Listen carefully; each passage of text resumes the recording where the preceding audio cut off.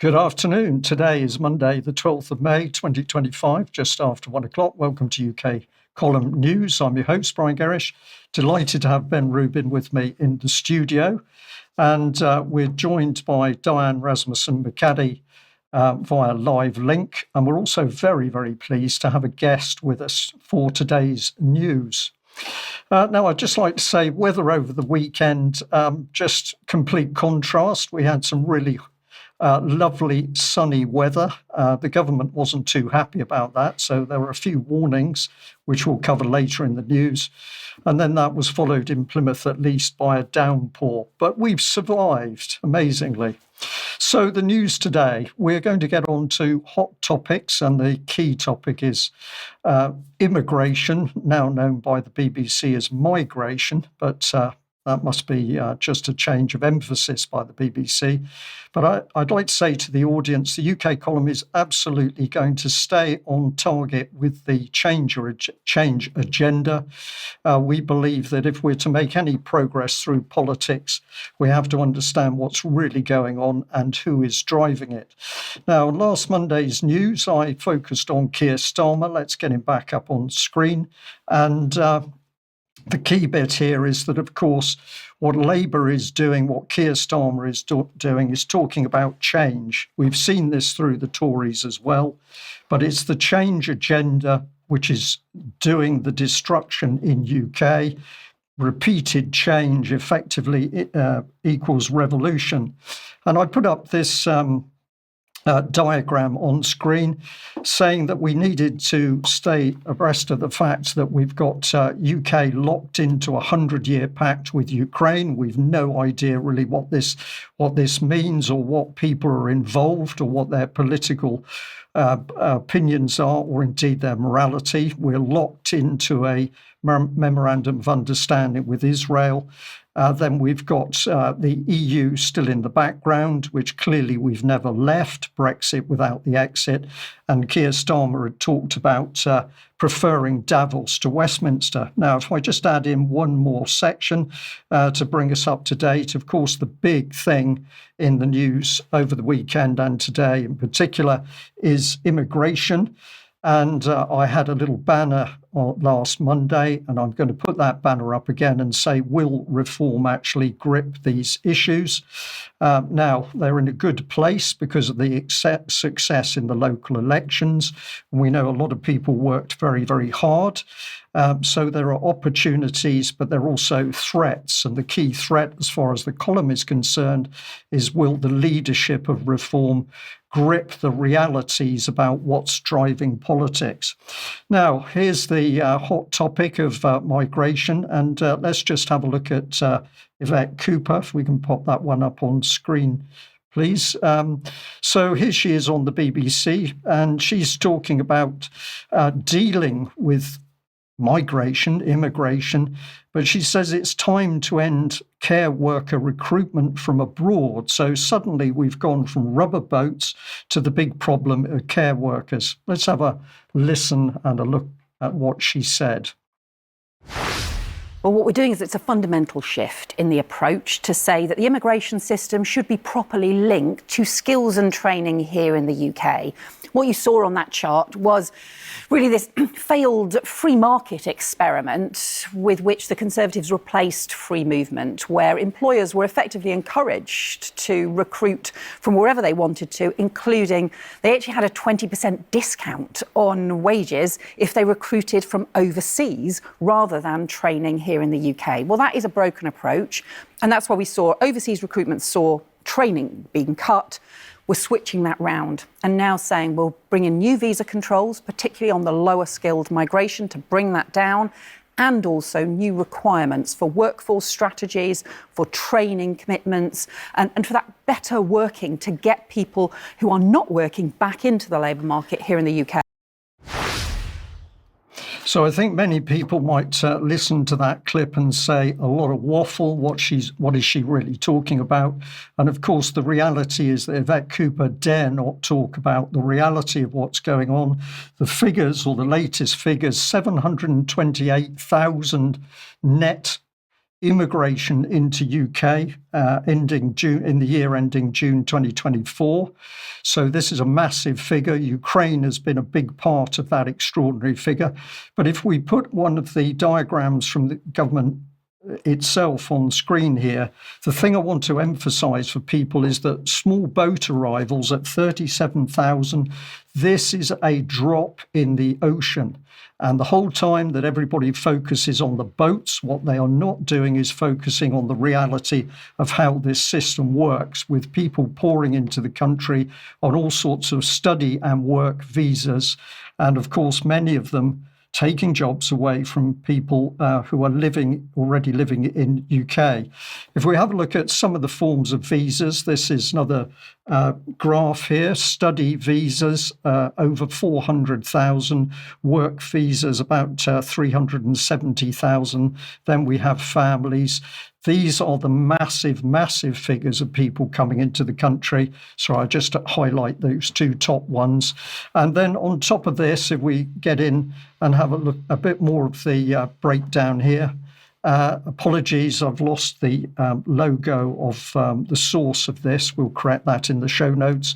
But this is applications for health and care visas and study visas in the year ending December 2022 to November 2024. And down at the bottom of your screen, you can see health and care. That's in the purple and the blue line, which are peaking at over 250,000 and then dropping to over 100,000. Now, something that's not talked about, although it does emerge in the figures, is that we have the International Labour Organization at work. And if you've never heard of them, well, you need to know about them because they're doing an amazing job, in inverted commas. Let's have a listen to this video clip. In 2022, the number of international migrants reached almost 285 million. Of these, nearly 168 million were actively contributing to the labor force. This means that international migrants play a crucial role in the global economy. In 2022, they made up almost 5% of the total labor force. Most were living in high-income countries. The regions hosting the majority of migrants in the labor force were in Northern, Southern, and Western Europe, Northern America, and the Arab states. So, what are these migrant workers doing? Most employed international migrants were in the services sector. The sector accounts for more than 80% of employed migrant women. In particular, the care economy benefits from international migrants in the labor force, especially women migrants. Almost 1 in 3 of employed women migrants are in care jobs, compared to 1 in 5 of non-migrant women. Learn more about the realities and challenges of migrant workers. Check out the latest ILO Global Migration Report. So when we look at UK statistics, we automatically start to see the International Labour Organization at work in its production of statistics, and huge figures globally. This is some of their stats. Migrants, 255.7 million worldwide, with 167.7 million in the labour force worldwide. Then we can take a quick look at the peaks here. So the peaks are in Northern America and also into Northern and Southern and Western Europe, with 23% for Europe. But this is the key point, that UK is working in partnership with this organisation, so there should be no surprises that UK is continuing to keep this migration running. And this routine has been going since 1919, if we have a look at the chronology from the International Labour Organisation itself. There are penalties to what's happening. This is the Nursing Times from 2007, where it was admitting that patients were very upset by not being able to understand what nurses and doctors were saying around them. And this is going back to 2011, where Theresa May was having to admit that there were problems in integration, and this was causing difficulties, including with security. So she said, we'll do more than any other government before us to promote integration. The agenda is not stopping migration and immigration. The agenda is to facilitate it. And this is very clear across all three parties. And at which point we say, is it party politics that's driving the agenda, or are we dealing with something deeper? And at that point, I'd like to welcome Diane on screen, because Diane, you have been looking in depth at what's been happening with powerful organisations such as the Fabians. Yes, thanks, Brian. Hello, Ben. It's good to be here today to talk about this. I've been looking in particular at the Fabians. There are a lot of organizations around the world that are basically hidden in plain sight. And I want to, at this point, welcome Professor Gloria Moss, who's my guest today. She wrote an article for a UK column that was published a few weeks ago called "The Secret Society Dedicated to a New World Order, the Fabians." And it's got some phenomenal responses from viewers, from other people on the UK column team, and it really exposed quite a bit. So at this point, I'd like to invite Professor Moss into the program and maybe just summarize a bit about your article, and then let's talk about how this is relevant to what we're talking about today in the news. So hello, Gloria. Welcome to UK column. Hi, Diane. It's great to be on the show. So if you want to just go ahead and go through a little bit of your article and kind of how you got to this article, how you reached this. I know as your editor that you started looking at the assisted dying bill, and that somehow led you to this Fabian organization. Do you want to maybe talk a little about the process and what you learned as you were going through the writing? Well, yes. My way in, as you say, was the assisted dying bill, which is awaiting its third vote in Parliament. And I noticed deep concerns from numerous sources, including concerns from the SPUC Society, the Protection of the Unborn Child, who highlighted the extent to which the bill put vulnerable people at risk, the fact that assisted dying could not be controlled easily, that assisted dying would undermine palliative care, and that the purported pretext for the bill, terminal illness and intractable pain, were not, in fact, the leading causes of assisted dying in other countries, because, of course, there are many other countries that have introduced similar bills, and we have a lot of experience to draw on, including a US study, 2015, that said that there was a link between assisted dying legislation and a 6% increase in suicides across the board, more than doubling amongst the 65 plus age group to 14.5% of suicides, creating an increased inclination to suicide. Well, this is horrific. And then I came across an article by Dawn Lester. Do look out her Substack article, listing out the drugs that would be used that would create brain death, not death, would provide the perfect climate, perfect conditions for organ harvesting. And then there was a committee appointed to look into the bill, where the committee, 23 MPs strong, 14 proponents, only 9 opponents. So many safeguards were voted away. And there was selective calling of witnesses. Brilliant article on that by Unheard. And just before the bank holiday, the government released a report talking about savings to the NHS over a 10-year period from assisted dying of £60 million. Perhaps they timed it so that not too many people would notice in the run-up to the bank holiday.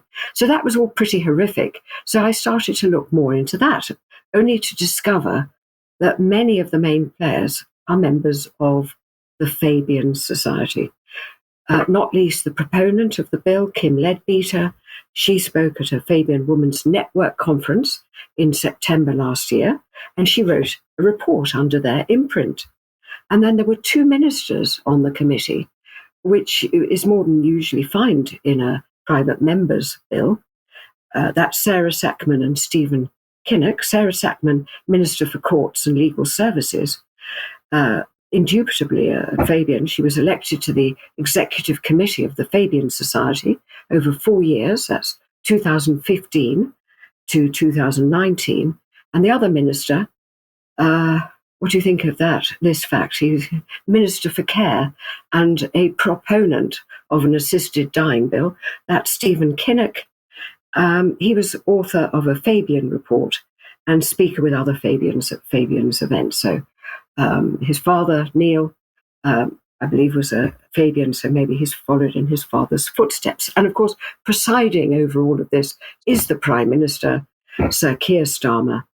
And he's a Fabian in line with all Labour Party Prime Ministers. In July, if you wanted evidence, 2024, the Fabian Society itself referred to working with a Fabian Prime Minister. So that was my wake-up call, really. And I thought, what is it with the Fabian Society that's so top-heavy in the assisted dying bill? And so I thought I'd do some more research. And of course, with such an important topic, it's really vital to use evidence-based critical thinking. And actually, that's the subject of a book that I wrote with second author Catherine Armitage. And it's called Light Bulb Moments and the Power of Critical Thinking. It's a weapon we all have in our minds, brilliantly exemplified by UK Column. And so I adopted that approach, evidence-based, very important because I hadn't been taught anything about Fabian Society at school, nor in university, and I've been to university several times for first, second, and third degrees, and not surprising perhaps because mainstream school and university is not necessarily where we might go for truth. Truth University Press has published a book on that subject, The Dark Side of Academia, How Truth is Suppressed. So one shouldn't perhaps be too surprised. And certainly if you're interested in that book or the critical thinking book, you can get them from the website of Truth University, which is www.truthuniversity.co.uk. They're both good reads, by the way. Now, we shouldn't be too surprised if we didn't know about it, as I say, because mainstream education it hasn't always been there in recent decades to tell us the whole truth and nothing but the truth, anything but. But increasing the difficulties was the fact that the Fabians themselves, their original crest, many of you may know this, was in fact a wolf in sheep's clothing. So their objectives were overtly cloaked. They didn't mean the public to know too much about them, I think. And so I set off, armed with critical thinking, in search of information. And some of this information, much of it, you can find in the article that I wrote for UK Column. And from that, you can glean that the Fabian Society has broadly three main policies, three main parts to its agenda. And one is indicated in the title of the article, the creation of a new world order. That means the destruction, doesn't it, of the status quo. And we can see this exemplified in the stained glass window, currently in the London School of Economics. That was one of the places I did postgraduate studies. You can see it exemplified in the stained glass window that was designed by none other than playwright Bernard Shaw. Now, if you look carefully, you can see two characters on the right. Let's just go back to the stained glass window in terms of the image. There are two figures there on the right. They are destroying the world. And the man on the right in green is Bernard Shaw. And lurking behind, you may cast a glimpse, is that crest of the wolf in sheep's clothing. So this is their agenda, to destroy the world and create something different. What tools have they been using? Well, Brown has mentioned immigration, and that has been, it seems, a major tool in their weaponry. And so former Fabian Society chair, Roy Jenkins, some of you may remember him, he promoted multiculturalism and cultural diversity, so-called, deprioritizing the indigenous culture. And such an agenda was followed by the Blair-Brown administrations.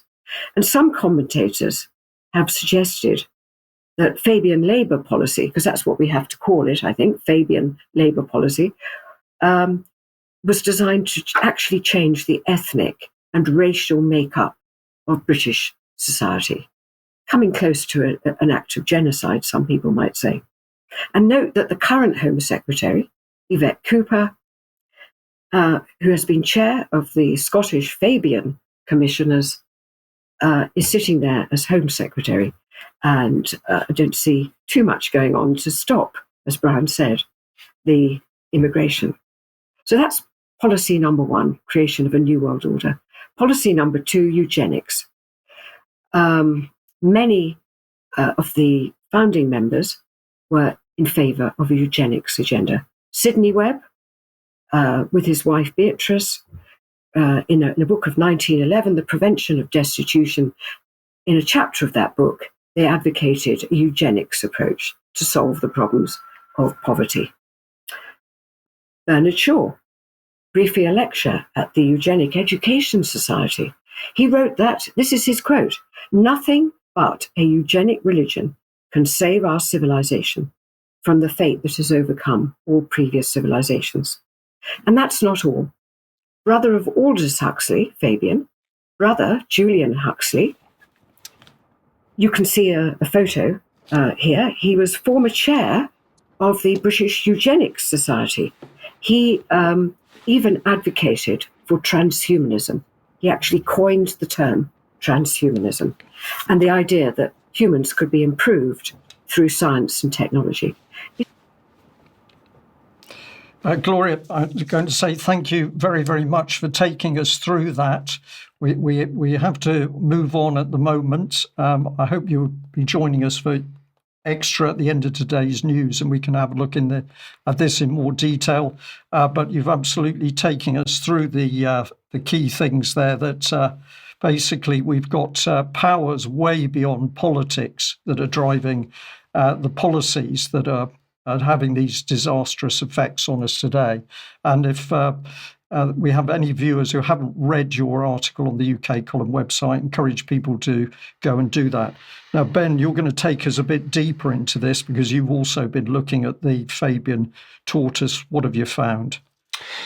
Indeed, I have. Yes, thank you. And thank you for a fantastic article, Gloria. That was a great read, and I highly recommend anyone to go and have a look at it. I shared it on social media over the weekend, and I had some irate London School of Economics graduates in my messages telling me how wrong I was about their beloved Fabian Society. And actually, one of the things that you didn't quite get onto in your report there, you talked about the wolves in sheep's clothing, which I'm going to come back to, but also the mascot originally of the Fabian Society, or one of the mascots, was the tortoise.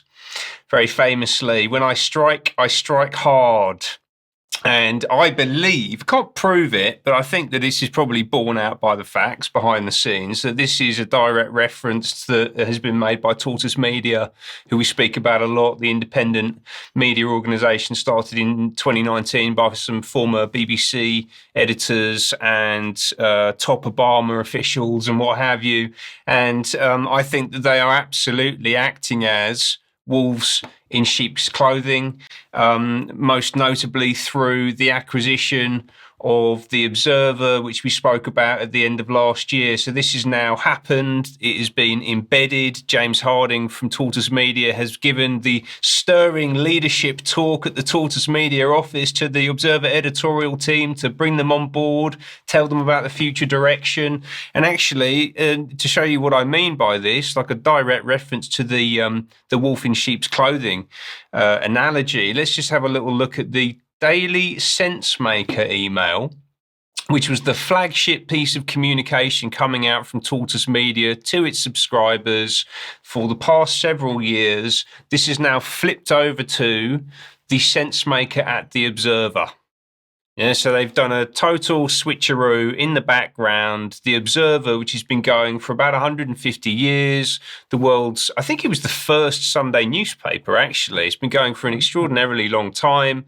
It's got a great reputation. Whether you agree with its politics or not, it is a respected masthead on the newsstand, and it has now been completely taken over by Tortoise Media. And I think that this is a wolf in sheep's clothing situation. And I suppose my question to Observer readers ultimately is, do you actually really understand what's happened here? Because I don't think that most of them will understand what's happened here, because the guy that I've mentioned who established Tortoise Media is that man on the left-hand side. That's James Harding, former BBC editor. He can be seen here at a Tortoise event from last year, maybe the year before, the Responsible AI Forum at Waddesdon. And Waddesdon is owned by the Rothschild Foundation. In fact, in his summary of that event, he personally thanked Lord Rothschild for the help in establishing the event as a partner. And as we've spoken about many times previously, the counterpart to the Rothschild Foundation in Israel is Yad Hanadiv. Yad Hanadiv was the institutional body that was used to fund the construction of the Israeli Knesset and the Supreme Court, which suggests to me that these wolves, the people currently committing acts of unspeakable atrocity in the Middle East right now and for the past number of decades, are actually now in control of the Observer, and actually beyond that of Guardian Media Group, because Guardian Media Group has gone into a strategic partnership with Tortoise as part of that acquisition. I think that we are looking at a prime example of the wolf in sheep's clothing methodology, approach, tactics, whether it's a direct Fabian link or not. I think that's what's happening here, right, with the Observer. And it's not just happening with the Observer. We've also got a similar thing going on at the BBC at the moment. We've spoken about the local democracy reporter scheme extensively over the past couple of years. I brought them up earlier on this year. They've just announced a new round of contracts that they put out. One of the people running this at the BBC is saying that the result of this process means that every part of the country will be covered by a local democracy reporter. So the BBC is paying the wages of journalists through 118 separate contracts across the whole of the UK that are then operated, that work for other news titles. BBC is the wolf, the local news titles are the sheep's clothing, essentially. Yeah. And the media, whether people realise it or not, is being very aggressively controlled and managed behind the scenes by international capital and the government. And I think we were really got to keep our eye on this. Yeah, and clearly it's way beyond politics, even a uniparty system. We see this thing everywhere and the tentacles are growing. Now, I'm just going to jump ahead to a video where Richard Tice was being asked some questions about immigration. If we could find that one, please, Mike. And the significance of this was that he'd been given quite a hard time, where he was ambushed with a question on Ukraine, but eventually got onto the subject of immigration. And let's hear what he said. Great. Let's talk about your plans and what you said. You want to appoint a minister for deportations. I think we've already got one of those, and that's called the Home Secretary. What would your deportations do? It's clearly not working, is it? It's clearly not working, is it? Because but it's not the time. Is it the reality is that we've just won by an absolute landslide the elections Thursday last week because people are raging furious about the levels of both illegal and legal immigration in this country.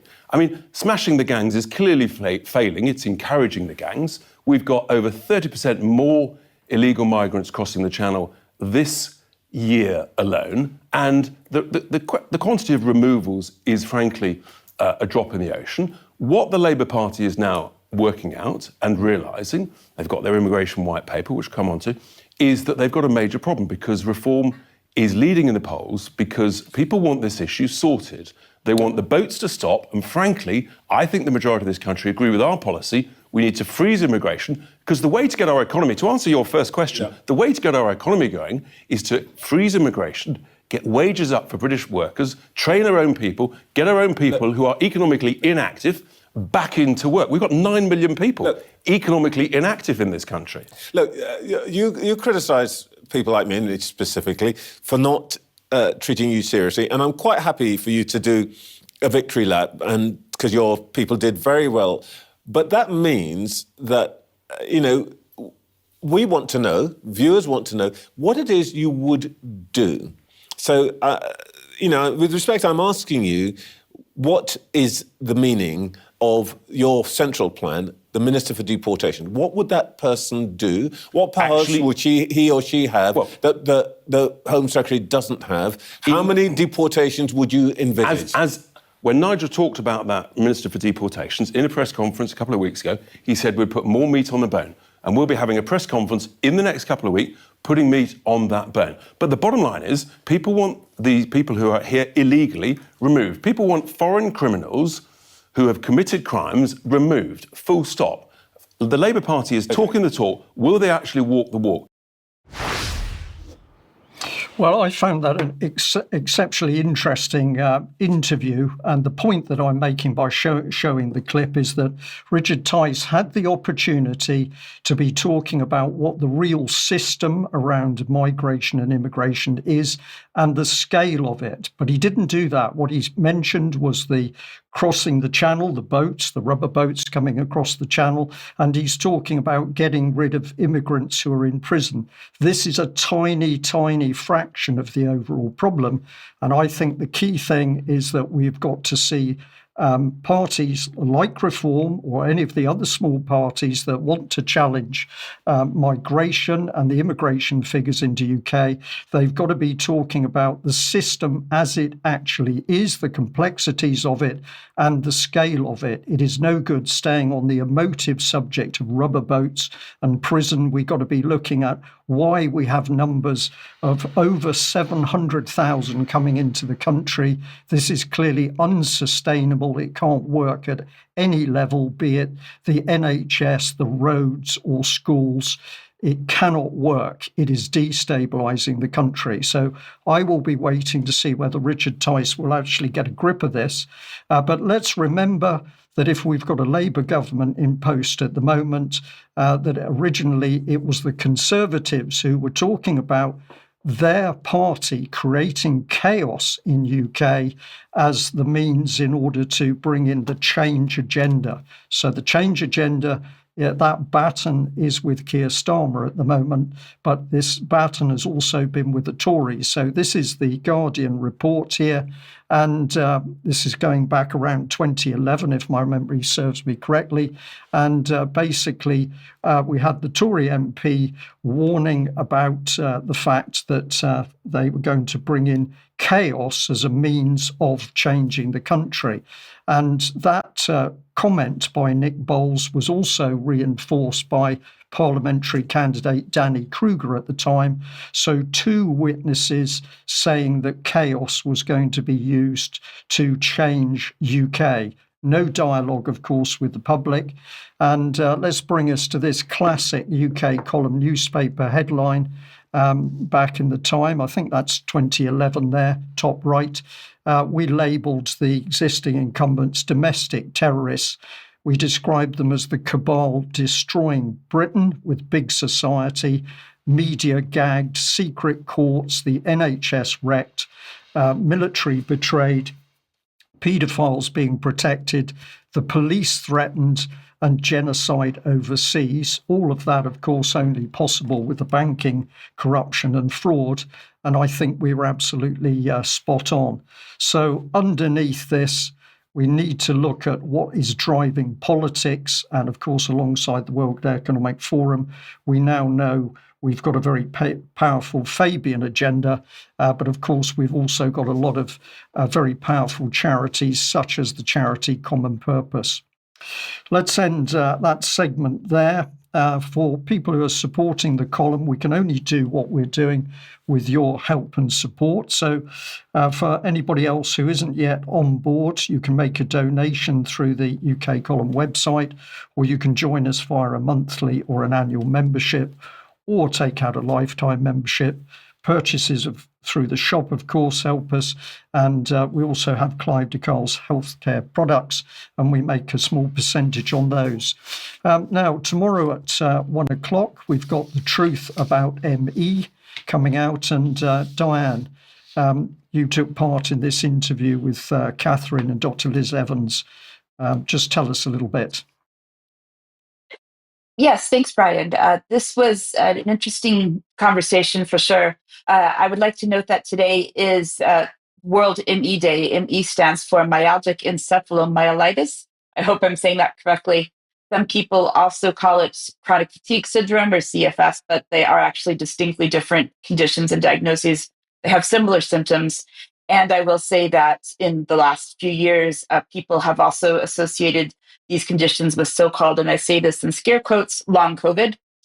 So we had this discussion of people who watch UK Column will be familiar already with Dr. Liz Evans.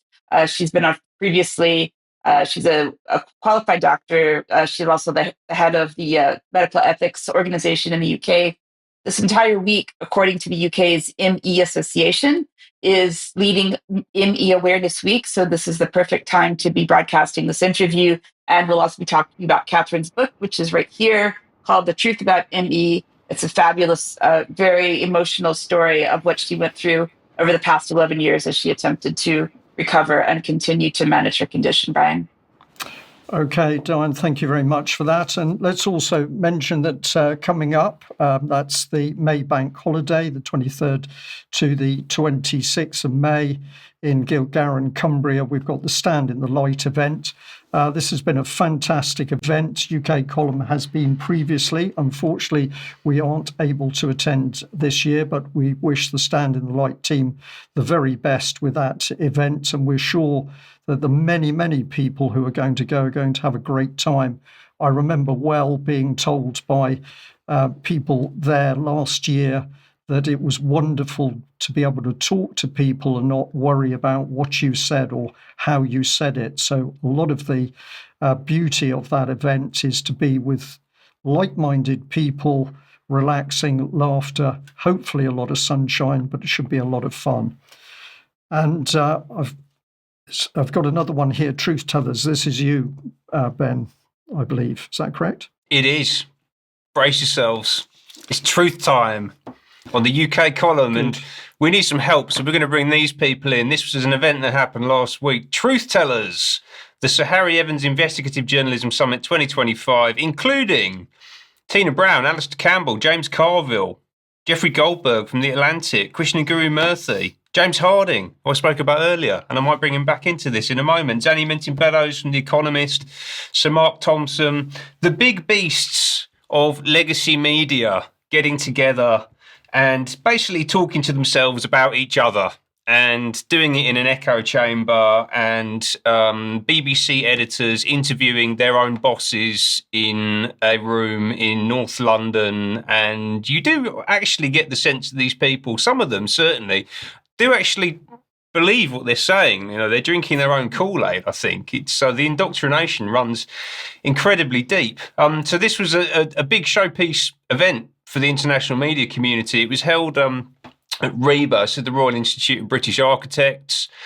Beautiful building, actually, slap bang in the middle of Media Land, basically out the back door of the BBC studio, right? So this was slap bang in the middle of BBC territory.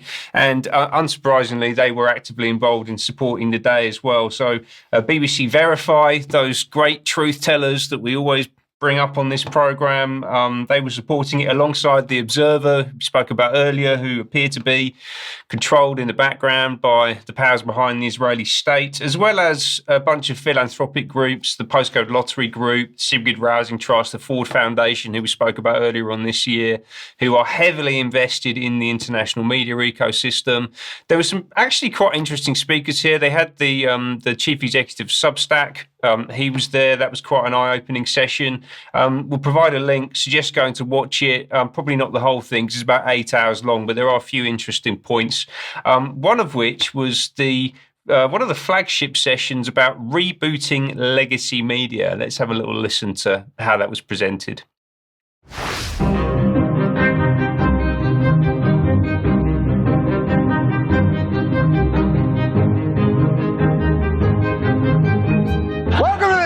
Show. I'm your host, Jon Stewart, captain of this dying medium.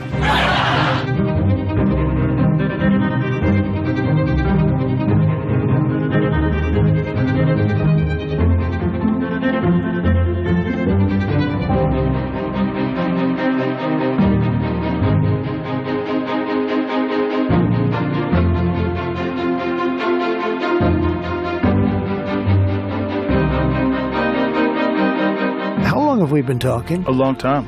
Let's go. Probably like 3 hours. I got to make a speech.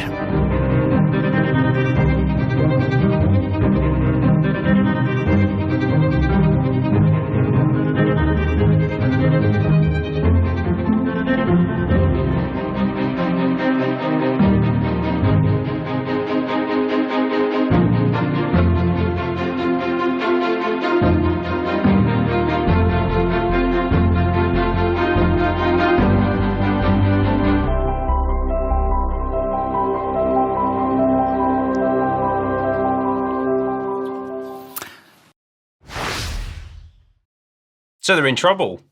Revenues are collapsing, trust is collapsing, AI is disrupting them, and let's be honest, it couldn't happen to a nicer bunch of people, could it?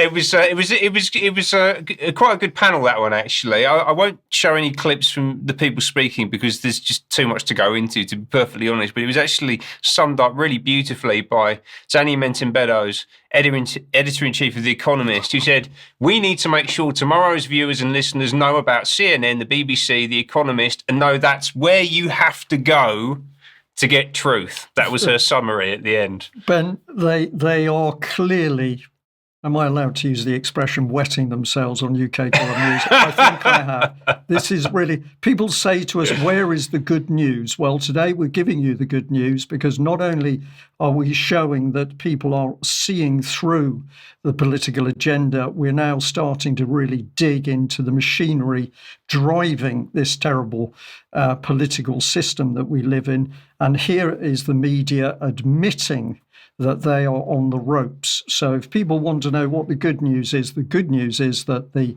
efforts of many, many people, hundreds of thousands, millions of people probably over social media, is now having a real effect on the legacy media. Yep. It's fantastic, Ben. It is. It's great news. Yeah, they've completely lost control of the narrative.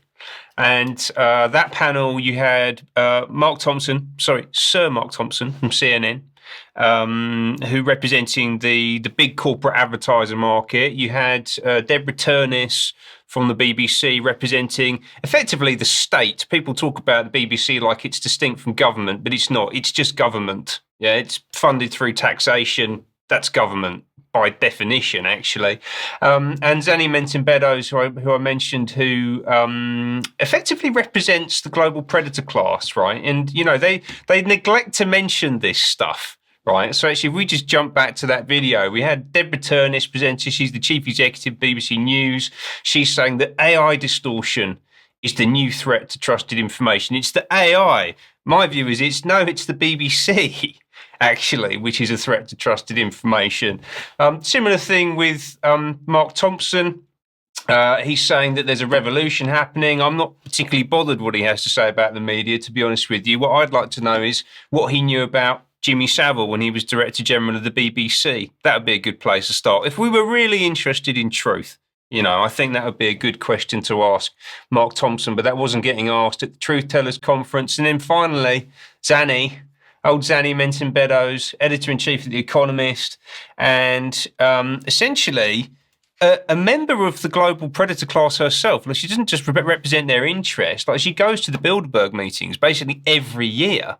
Right. I'm not sure if she's on the steering committee for it. She may well have been at some point, but you know, that's whose interest she's representing, and that's before you dig into the fact that The Economist itself is 26% owned by the Rothschild family, 46% owned, something like that, by the Agnelli family, the Italian industrialists. So this is the voice of institutions, the establishment. Yeah, talking about the woes that they are currently experiencing.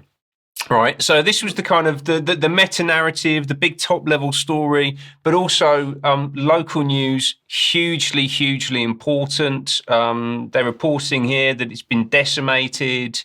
2 local newspapers are closing every week on average. This is a huge threat to civil liberties.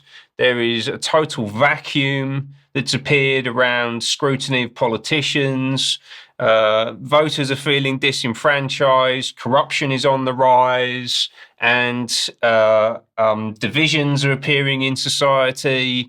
And again, what they fail to mention is that most of this stuff is being caused by the people behind this conference, certainly the people behind the 3 titles that I was just talking about a moment ago, right? They use this term a news desert where green shoots are sprouting up. We talked about organisations like The Mill previously, up in the top left there, who've done a great job of savaging Roger Mears' reputation up in Manchester, who was pointing out what was going on with the grooming gangs. But apparently there is a renaissance happening around local news. And to find out a bit about how that's actually happening, let's now listen to the Chief Executive of the Bureau of Investigative Journalism, Rosina Breen. You're focusing on a more collaborative form of journalism. You go out, you find communities, you involve yourself with them. This is a new model, which you've sort of been one of the pioneers of getting that impact through. Can you take us through what brought that new way of thinking how journalism can work? I mean, the Bureau has a long time history of innovation since before my day, and we do UK investigations, international investigations, and local investigations. And I really wanted to start with a quote by Terry Albury, who was on a panel at the Logan Symposium where Akash and I were last week. He's the FBI whistleblower. He said, "The fire has always been there. We just haven't been paying attention." And I think there are fires across every constituency across the UK. And so accountability journalism really matters. And the thing that really I think about is, who are we working alongside in order to surface the stories? Often we might parachute into locality to tell the story where we know what the top line is. And yet, if you go into communities and ask the questions, that will inform where the accountability gap is. So, one, there is an editorial reason for doing what we do. And the second is, I was really struck by Anand on the first panel who was talking about audience relevance. We have a crisis in trust in public institutions in the UK. That's across politics, that's also across the media. People feel disenfranchised. You know, I was running the largest network newsroom outside of London. I started that job on the week of the EU referendum for the BBC. We were an output that was very close to the audience, and so we felt that the vote would go Brexit. I'm not making a political point, but politics is about policy, and policy is about people. So unless we are actively working with people, not to follow an agenda, but to follow the fact, we're not going to bring them along with us. And civic engagement, skills, spotting misinformation and disinformation has never been more important. So there is a way of approaching journalism that can be meaningful and holistic and not worthy, but actually community trust is everything, especially today. Well, Ben, I did sit here chuckling while that video clip was running to hear Rosina Breen, I think the lady's name is there, saying, well, to be proper journalists, we've got to get out there and track stories down, and it's better if we actually meet the people, and it's better if we tell the truth. She's just discovered this. Yes. It's mind-blowing what's coming out of this lady's mouth, because basically any journalist should know that if you want to be reporting correctly, you've got to engage with people. You've got to check the sources of your information. But in 2025, she's just discovered this after working, I think it was with the BBC newsroom. For about 15 years. 15 BBC, years ago. So the stupidity and the arrogance of these people is breathtaking. But more good news, because she's admitting that BIJ, as one of the media companies, is also on the ropes. It is on the ropes, but also it's this very odd model. So that was Geordie Grieg, I think his name is, the editor of The Independent, who asked her the question at the start there. He says, you're developing this new model. And there is this new model emerging. Because essentially she's based inside the M25, right? So you've got these supposedly investigative journalist institutions, of which the Bureau of Investigative Journalism is one example, right? And there's a bunch of these that sit in the metropolitan centre, and then they kind of go into communities, and she actually used the word parachute in. We go in there and we correct disinformation and misinformation, and we basically engage in narrative reinforcement. I really don't think she understands it like that, right? But if you go and look at their website, you can pull these things apart very, very quickly. Yeah. So this is the Bureau of Investigative Journalism homepage. What's the big story? It's the poor content moderators at Meta. All right. So the people that are censoring your speech, we need to feel sorry for them, essentially, right? And it's all about reinforcing the climate change narrative, the censorship narrative, and they're working with the Independent, they're working with the Guardian. You can see the logos at the bottom of the screen there. Yeah, so this is kind of like these titles of outsourced investigative work to a third party, and then that work is then being presented back as if it's come from that title. This feels a little bit like that kind of wolf in sheep's clothing thing I was talking about before, right? And then you go and look at who's funding this. Well, blimey, it's the Bill and Melinda Gates Foundation, and it's the Joseph Rowntree Foundation, and Lankelly Chase, and also Open Society's Paul Hamlin, the Pears Foundation, who we spoke about a couple of weeks ago, who are very, very closely involved with Full Fact and extraordinarily powerful, right? These are the people that want to own truth. And they have flooded what should be a pure space of investigative journalism and taken complete ownership of it, right? And actually local news is now completely owned by global capital, just like the rest of the mainstream media ecosystem. The lid's coming off, though, Ben, and reinforce that for viewers. Monday, the 12th of May, 2025, we have got the legacy media admitting it's on the ropes. So let's keep the initiative going. And if you're not supporting UK Column, support UK Column and help us put more pressure on the team. Now, Diane, let's bring you back. And grey skies in Plymouth today, but other people very concerned at what they see in the sky. Yes, understandably so, Brian. Mike, if we could just please scroll through some photographs that I'd like to show the viewers before I talk about this. These were some photos that were sent to UK Column from a member down in Kent, and there's a variety of photos here from the Maidstone area, as you can see there. This particular person sent these to us because he wanted us to expose what he observes as going on. But what I want to do is sort of, as Ben mentioned, BBC Verify Mariana Spring. As viewers might remember, we have UKC Verify, so I'm starting to bring this back to actually verify what is really going on.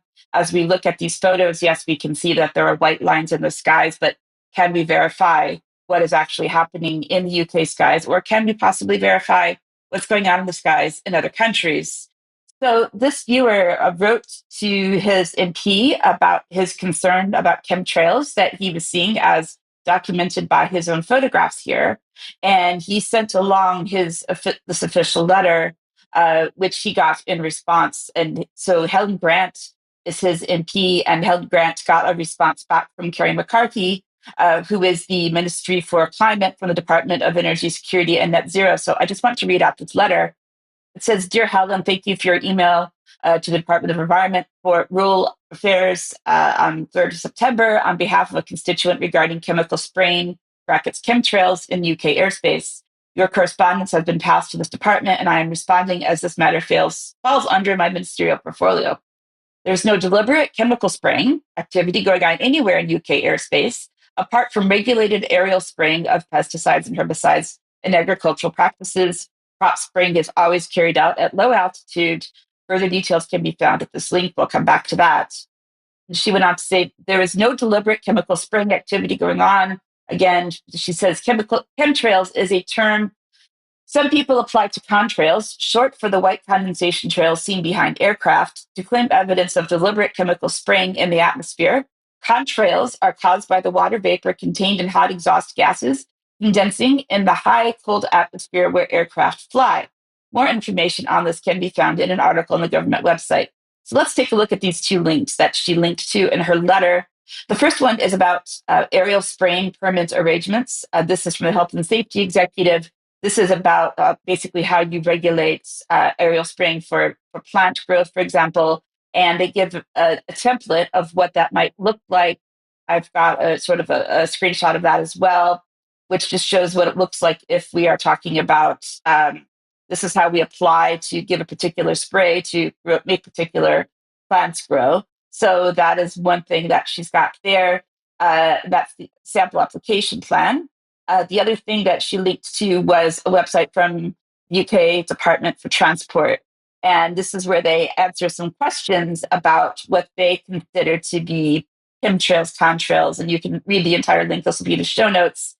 And it asks what exhaust gases do aircraft emit, as well as water vapor, the primary exhaust emission. Jet engines emit carbon dioxide, small amounts of unburnt hydrocarbons, oxides of nitrogen, soot particles, and carbon monoxide. So such emissions are regulated by the International Aviation Organization. According to some reports, the next question asks, chemtrails contain barium or compounds of aluminum and silicon, often called aluminosilicates. And they said, we have no credible evidence of the release of chemtrails, but aluminosilicates are common in clay soils and a wide range of other minerals. Therefore, measurements in air and soils are dominated by the ground level sources of aluminosilicates, a hard word to say. The latest assessment of emissions from aircraft can be found in the most recent National Atmospheric Emissions Inventory report. And the final questions are there any ill health effects caused by contrails? There's no evidence that contrails cause health problems at the altitude that they are produced. The oxides of nitrogen and particulate matter, which can cause respiratory problems, become dispersed. And do contrails impact on climate change? Persistent contrail cirrus formed by aircraft can affect the reflection of solar radiation and therefore have an impact on the Earth's climate. Now, that report that I mentioned that linked in that response, we can look at that website. There are just various reports about greenhouse gases, carbon capture, and all of the other propaganda related to the climate scam. Now, what was interesting was something else that was claimed in this email from the viewer who sent this to us. They had the information that the Met Office had been involved in over 130 weather modification experiments that was reported in August of 2024. Now, depending on the search terms that I used to check this on Google's AI, just to see what Google would say, it first said in my first search that the office revealed that a large number of weather experiments exceeding 130 were actively underway in the UK. But if we look at my next search using slightly different words, it says in August 2024, the Met Office did not specifically reveal 130 weather modification events. So we have conflicting information. And so we have to really watch what the AI summaries tell us. The Met Office claims that atmospheric modification and geoengineering does take place in terms of research. They're talking about computer modeling. They're claiming that they do not engage in adding substances to the atmosphere in order to modify it. And the difference between geoengineering is that geoengineering is the larger issue of where they're trying to impact on climate change. Weather modification is very specific local actions such as cloud seeding, which does alter the weather. So the Telegraph reported back in 2024 that in Dubai, there was a full year's rainfall that happened in one day. And they talked to some people from the UAE's meteorology service, and that was said, well, they believe that it was in fact caused by cloud seeding. Now, who was doing the cloud seeding was a group of British academics from the University of Reading. And so they can't say here, they haven't said that this cloud seeding is taking place here in the UK, but they are fully aware and fully admitting that they were responsible for this cloud seeding. Let's take a look at a video from Professor Martin Anbaum from the University of Reading saying what he had to say about this event. It is indeed true that that in the Emirates there's an operational cloud seeding program, and it's clear that for an arid region like that, they really want to target the few clouds that they have and to make those clouds rain, because quite a lot of the time those clouds do not produce rain. In this particular case, in fact, no cloud seeding occurred. In this particular case, it was a well-predicted storm. People knew there would be severe rain. the authorities in the Emirates knew there would be strong rain, and they did not do any seeding operation during this particular event. So he's not claiming any responsibility. However, there are different opinions on that. We can see back in 2017, the University of Reading started, or I believe this was the start of the funding from this UAE organization, which is called the Research Program for Rain Enhancement Science, or UAE REP as the acronym. And so we can see them there in the UAE participating in this. Here's an example publication with Professor Ambam as one of the authors, providing charge emission for cloud seeding aircraft. Basically, the first sentence of the abstract says that this, such as fog and clouds, offers a route to influence these properties. So what they're doing is trying to influence the natural abilities and things that fog and clouds do for us. The UAE REP is a large funding program that funds research around the world where these different countries and researchers will come in and literally do the cloud seeding to make rain happen in Dubai and throughout the UAE. You can see the strategic plan there where they're talking about being globally recognized research, but they do benefit from themselves, obviously. And here we see more evidence of them talking about globalism and going into UN organizations and what we're doing with the overall climate agenda. So just to conclude this particular segment, I have a video here from a UAE REP YouTube channel. Here's Professor Ralph Berger. He is from South Africa, and he's talking about this issue. Rolla, thanks so much indeed for your time. Really appreciate you sitting with us here. And look, you don't need me to tell you that UAE REP marking 10 years of advancing rain enhancement science. But given your international global perspective as well, just wonder whether you could sort of reflect on the achievements of UAE REP in the last 10 years, but also the impact it's having on global thinking when it comes to rain enhancement. No, I agree with you. Over the last 10 years, the UAE has not only been advancing rain enhancement science, but it's really transformed our understanding of the atmosphere. It's been driving innovative solutions to some of our most pressing problems like water scarcity and climate resilience. And especially it's been doing that through science, cutting edge technology, and global collaboration. So, for example, I think one of the things that is most exciting to me about this project is it's exemplifying how we should be approaching these very sticky, complex problems, and that is through transformative science. If you look at the program, every aspect of it is dripping with science, from the very competitive funding calls, the independent scientific oversight, to the drive of the program to make sure that the results get published. It's really transformative. It's lovely to hear that, but... So what do you think, Brian? Is that lovely to hear? It's very interesting to hear. I'm going to say thank you very much for putting together this segment. There's a lot more to talk on it. Am I reassured by him saying it's dripping with science? No, I'm not reassured at all. And I don't think many people in our audience would be. But Diane, we're at the end of the news, so I'll just give you 10 seconds to sum up on this. We can talk about it more in extra coming up. Yeah, I guess just to say that this is obviously part of the global agenda. And hopefully in extra, we will talk about the wonderful weekend of weather that we had and what happened in the media as a result of this amazing weather we had this weekend. So join us for extra. Okay, thank you. Thank you very much for that. Well, there's a lot of questions to be asked around this, and we will stay on the case. But of course, it's one of many ways in which world population are being attacked. And we have to make sure that we keep our eyes on all the balls that are causing us problems in today's world in 2025. We must end there. So, Diane, And Ben, thank you very much for joining me. Thank you also to Professor Gloria Moss. For UK column members, we will have extra in a few minutes, and we'll continue a little bit more with some of the spraying saga and also, of course, the Fabians. So join us for that.